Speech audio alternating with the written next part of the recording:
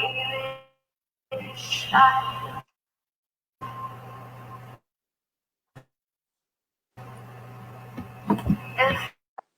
it's the end of God,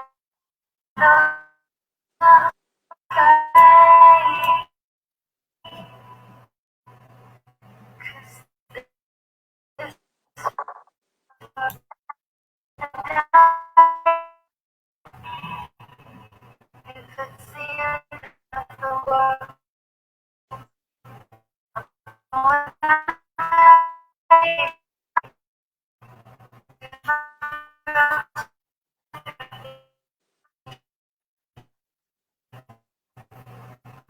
if it's the end of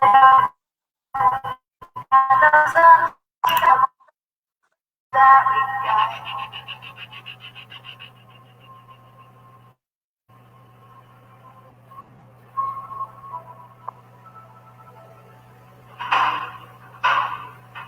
And in the ashes, there's no turning back. It's raining hard. So I bow to my knees and pray for the message. 'Cause this road is all that we Every story must end in happily ever after. When in reality, some true stories leaves you with more than a sour aftertaste. Movies want us to believe every story must end in happily ever after. When in reality, some true stories leaves you with more than a sour aftertaste. This car, you're left to manage this car for the rest of your life. This is alive and well. A chat show that extracts benefit from those cars and sets free through inner healing, making you look back with forgiveness and forward with focus and determination. Inspiring interviews, interactive shoutouts, indisputable action points. Alive and well. Premieres on Friday, 12th of June, 8 p.m. Facebook Live and Instagram Live.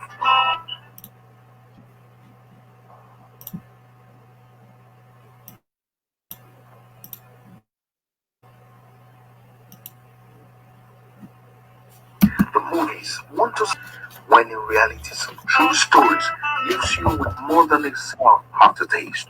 This car, you're left to manage this car for the rest of your life.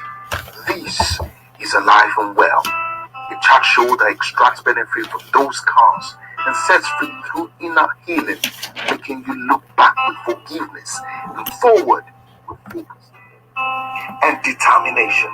Inspiring interviews, interactive shoutouts, indisputable action points. Alive and Well. Premieres on Friday, 12th of June, 8 p.m. Facebook Live and Instagram Live.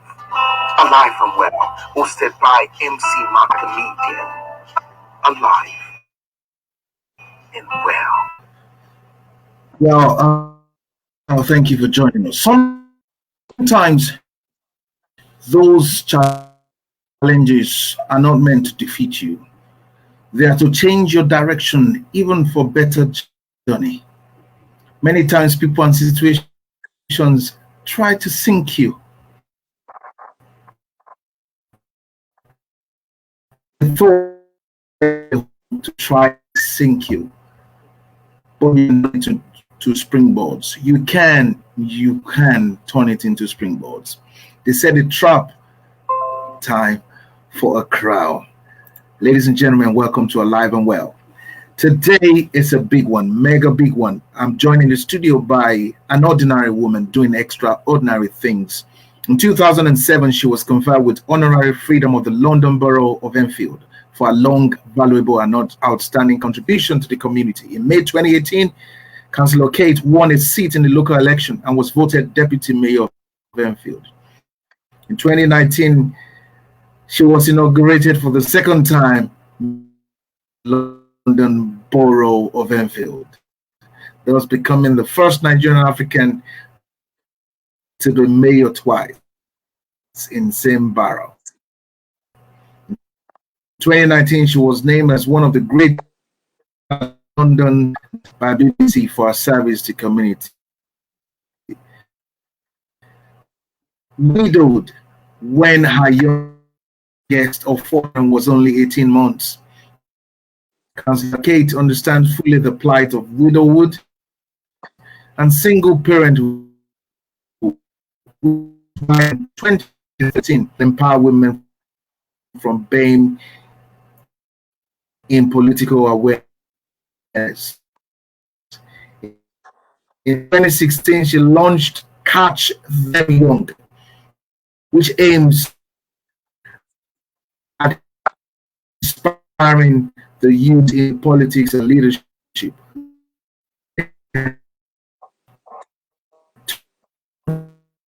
Of Enfield, a woman selflessly serving the community whose success depends on the people through our mentorship.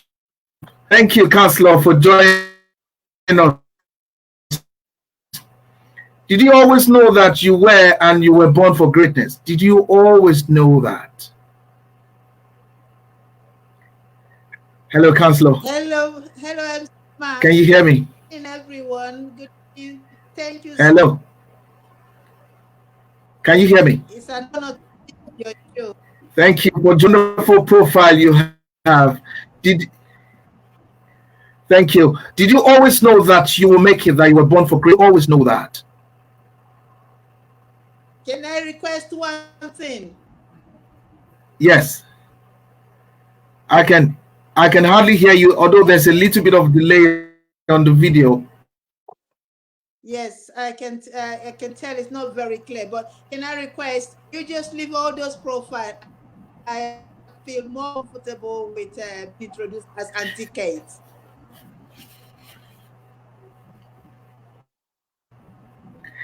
Okay, call you Auntie Kate. Wow, simplicity coming through there again.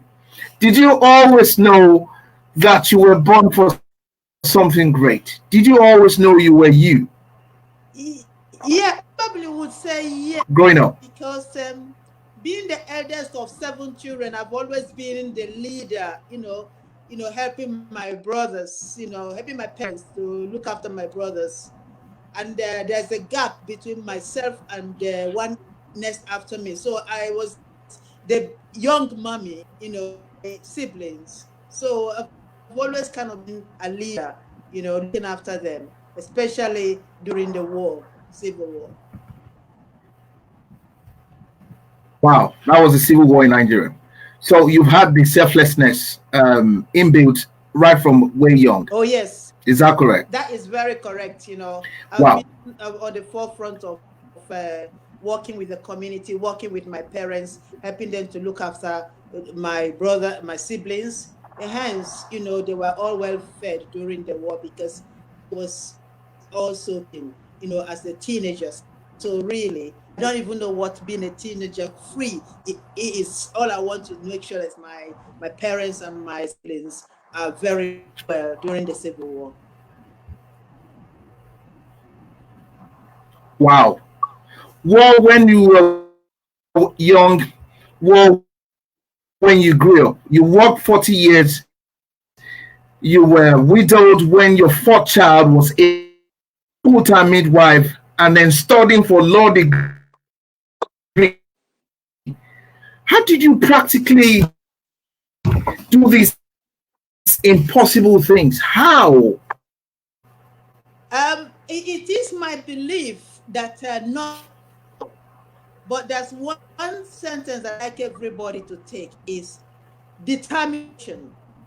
But if you're determined, you have to have that motivation, which is going to, on your inner energy, going to help you to pursue and be successful in what you're doing. So it's not just being determined, you have to be motivated. I think putting that in shell is what I want to, that helps me to achieve everything that I wanted. And I can say to you that up till today, I still feel there is more to do. That is why I cannot stop. People say to me, Auntie Kate, when are you stopping?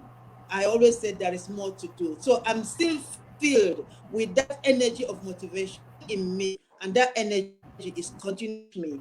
And what is pushing me is also to help the people that are coming behind me and say to them, it didn't matter what you've gone through. Look at yourself and see yourself as individual, as someone, a unique person. Everybody is unique, every single person. But it's how you put your uniqueness that matters. And it matters more to you. And you need to concentrate on yourself.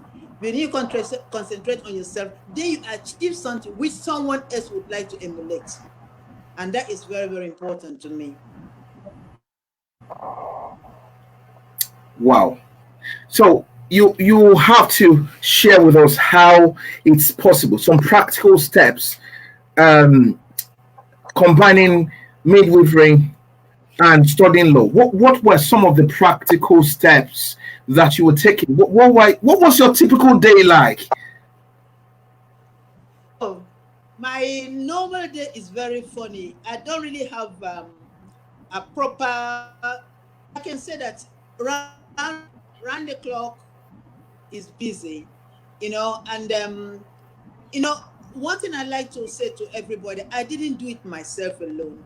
I had good friends that I can rely on to, friends that are more than my siblings, are more to me than anybody else. Those friends are the ones you can say they helped everything that I did.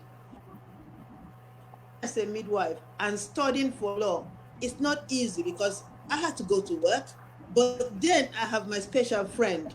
I never lost him. May her soul rest in peace. I lost her last year and I never stopped to think about her.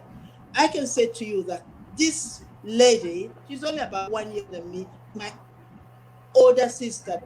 She, I can say to you, is part of my success because it's like we decided while you're studying, if I'm in labor ward, I'm called out and it's getting time for me to go to my lectures, she would come out, whether she's on duty, and take over. That's what you call a friend. We don't have this type of friends these days.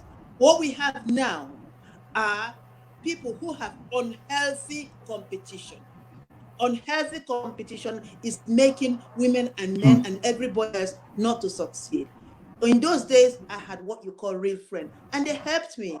And also my friends as well, who have teenage daughters, they came to sleep with my children over the night when I'm on call. So I had help left and right.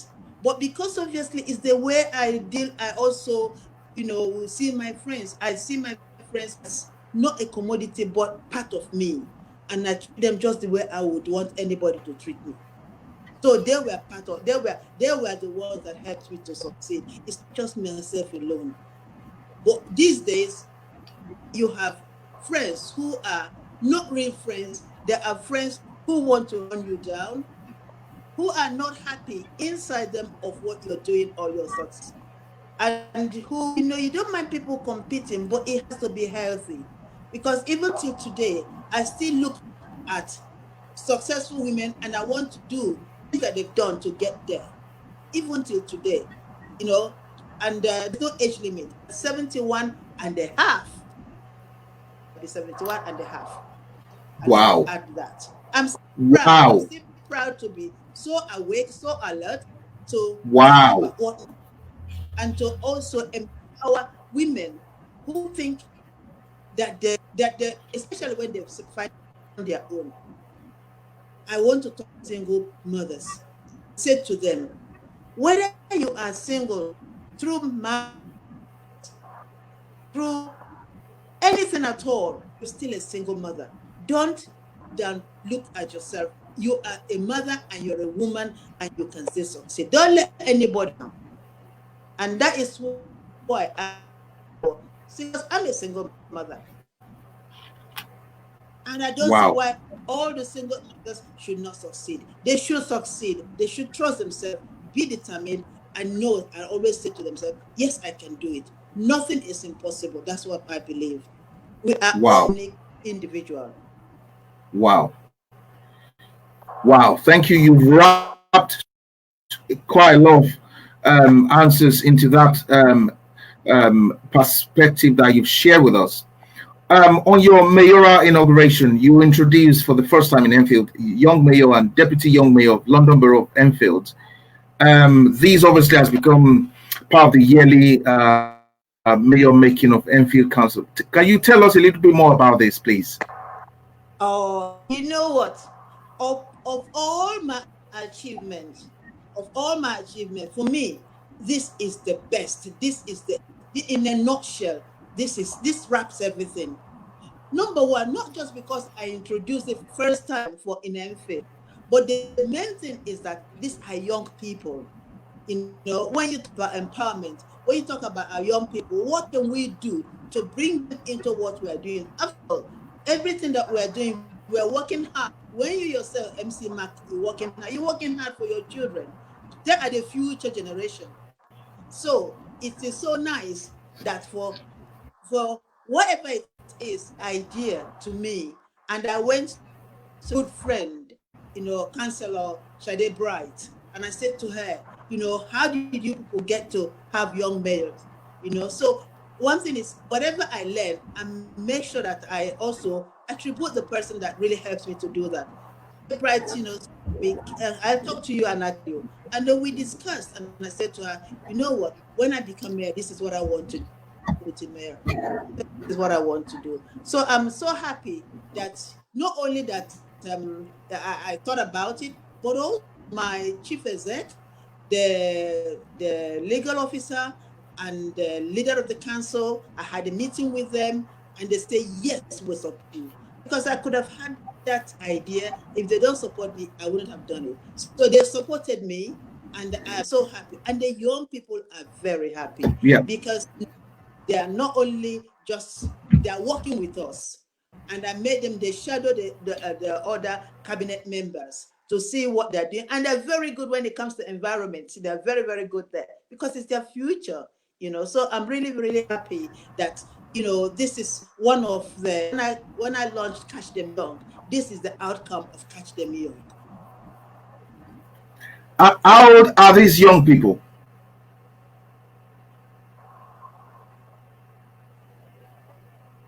How old?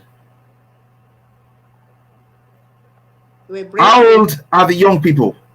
You won't believe it. The young The first year of Enfield was 15, and then the deputy mayor 17. Wow, So 15 years old. fantastic. It's absolutely fantastic. Wow, that's straight That is from correct. That GCSE, is isn't it? correct. They're still even doing their GSA. So it's just amazing. I'm so happy.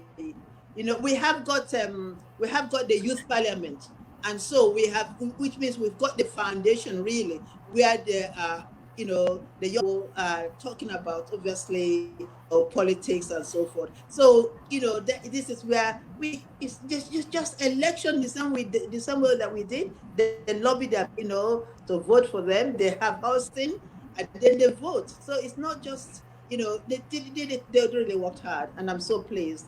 And we can see the difference at the end of 1 year. We can see difference, and I get them to attend the council meeting with me, and they update the council, Wow. of what they've been doing, and it's fantastic when that. I think the council impressed also had the fact that even at the time they were 15, they might not be able to achieve this. So it really shows that if we give the young people opportunity, there is nothing that they will not succeed, and they're role model as well to their peers. Wow. What are the career path to politics in this country? Can you advise our listeners the career path? How can people get into politics? Listen, anybody can go into politics.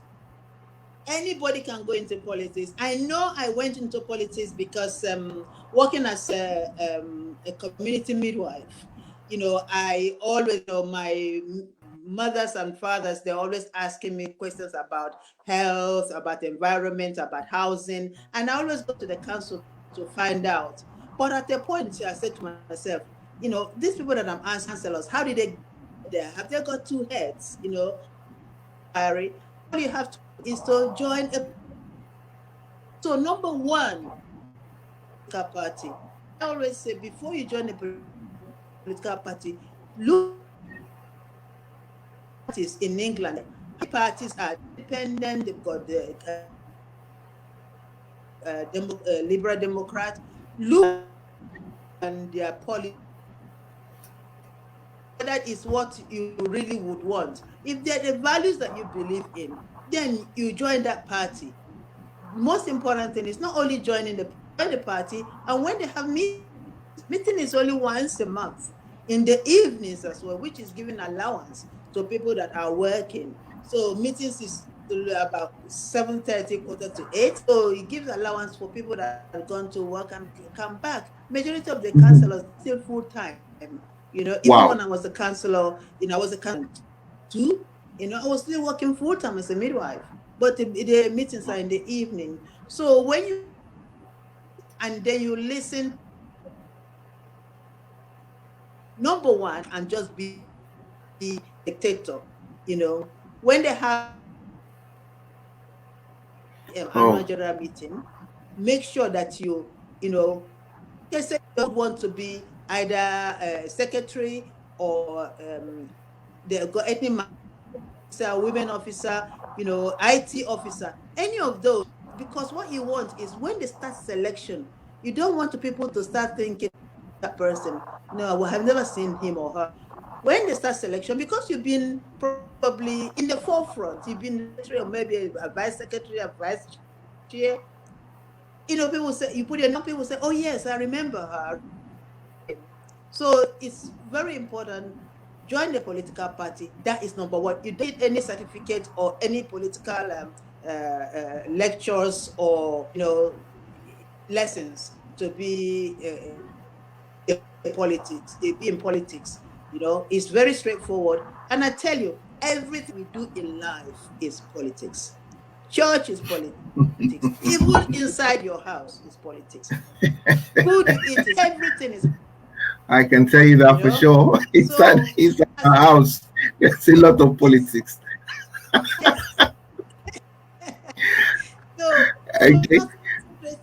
This is where you do. This is what you should do. Join a political party, and I'm asking everybody that you listen. Join a political party. At times, I said to myself, I should have joined that a long time. I became active in politics in 1990, and that was when I got my law degree. I asked myself, what do I really want to do with this? I'll give midwifery. I love delivering babies. I decided, listen to the mothers, the things they're asking, and make inquiry. And that's how I joined. I joined 1997. But it didn't. One, I was already nominating myself. People were saying to me, oh, Kate, you're very good, this, you must do this, you must join us. But working in the community, volunteering, this is where my friends lost out. I'm in a meeting, a volunteering meeting, violence, because I met a lot of women who has, experienced domestic violence at work. And then I asked myself, how down in Enfield here, we have got women aid. So I joined them. And that is how I continued. And before you know it, I was a school governor. So I kind of put myself in everything. But that didn't stop me with my children. I was very, very close to my children. And if you ask them today, they will tell you mommy takes them everywhere. They don't miss out at all. In fact, they go out in more than even couples, husband and wife. Because it's time management. Time management. Extremely important. Discipline yourself, you can achieve so much. Wow, wise words there. Time management, discipline. So if someone was to go for politics, what are the top three questions you will ask them in the interview, including those who are young politicians or old? What are top three questions? If somebody was sitting down for an interview for a political post, what are your top three questions to ask them?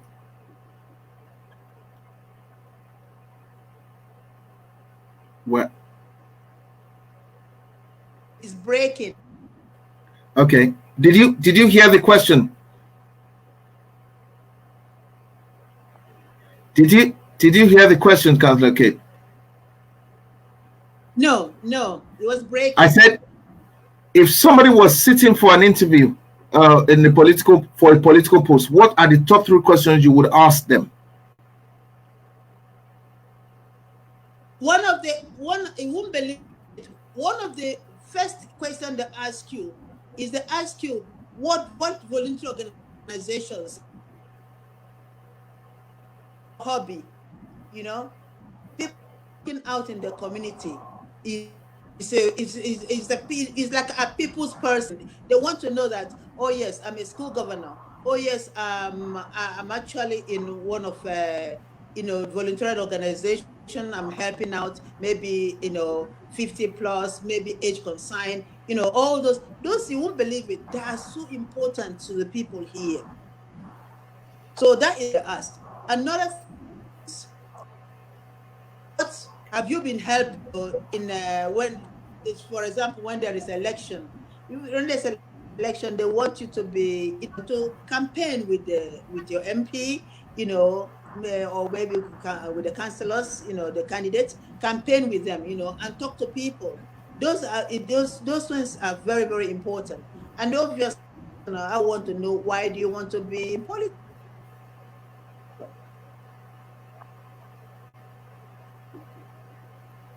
That's beautiful. Thank you so much. So much nuggets there. People watching, if you can't catch up with us on live, we'll load these on our page on YouTube. And you mentioned you dedicated your achievement to God and your late mother for teaching you the act of humility, and the 2 men in your life, your late father and your late husband, for the remarkable role they played in your life. Now, what advice do you have for men today? Can you hear the question, Auntie Kate? Yeah, I heard about my late father, my late husband, but the question to it is what I didn't hear. Okay, the question is, you have talked about these men in your life who have made such a wonderful impact on you. What are your advice for men of today? Number one is, because I'm a woman, but I think they must recognize that women are just as valuable as men. That is gender equality. It's okay for me to be here and answering questions and saying I've achieved this and I've achieved. If my dad didn't send me, I wouldn't be here. I always remind people, my parents actually said to him, what is the need of sending her to school? You've got 5 boys and she's a woman. She'll soon. But my father said to them, no, if I train her and she'll go to school, when she marries, even if her husband doesn't want her to work, she can send her, when they are from school, she can do homework with the children in all their schoolwork. So it's not wasted, So, so realize, if you have 2 girls and no boy at all, and that's it, be satisfied, because those 2 girls are going to bring you 2 beautiful young men, 2 handsome young men. Because my son-in-law, I call him my son, so it's very, very important to recognize. And these days, women carry more responsibility, honestly, than the men. And if you don't quote him, I'm not the first one that it, but you have to sorry, but it says that one man, you train just one man, but when you train one woman, you train a nation. So it just qualifies what they believe that women are. So we need to be given the opportunity. I don't see why a woman will run a home and run it very well. A woman would look after them very well. A woman will also work and also talk very well. and she's got other things and keep the house and everything. Why is it now still neglected, especially when it comes to politics, especially politics in Nigeria? We have 36 states, not even one single woman governor, and yet we can do so much. And we are very multitasking as well. You know, we are very multitasking. We just don't do one thing and finish. We do one thing and carry on another, carrying another. Brilliant. I do believe that women, if they're given the chance, there is no way this world is going to be a better. And if you look back, 4% of the women are in legislation. See how smooth the country is going. It's going absolutely fantastic. So why can't we look? And again, to when we're talking about COVID, COVID-19 is saying that all the countries that did very well are the countries that were led by women. It's amazing. Just amazing. So really, what I'm saying to men, give us a chance. We can help you a better world. That's great. That's great. Thank you. Wise words. I was thinking that, do you think that people will run the risk of then putting women as then better than men? Do you think as we carry on pushing women for this and that, do you think we run the risk of then starting to say women are generally better than men? Well, the idea is we are not better than men, and men are not better than us. We are all equal, but we play a different role. There are roles which a woman can play that a man can. There are roles which a man can play, a woman cannot play. So it's just equal playing field, so that each and every one of us can exercise our role with support from both. In our language, it says that when is the right hand washes the left hand, and that is so important. Brilliant. We need to work together. Together we can have a better world. If you look where the husband and wife,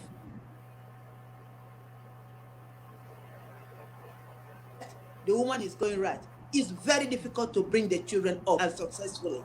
But when you see them,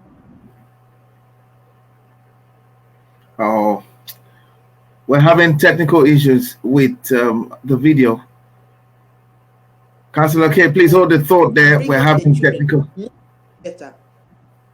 We were having technical issues just now, just when you were making the final point.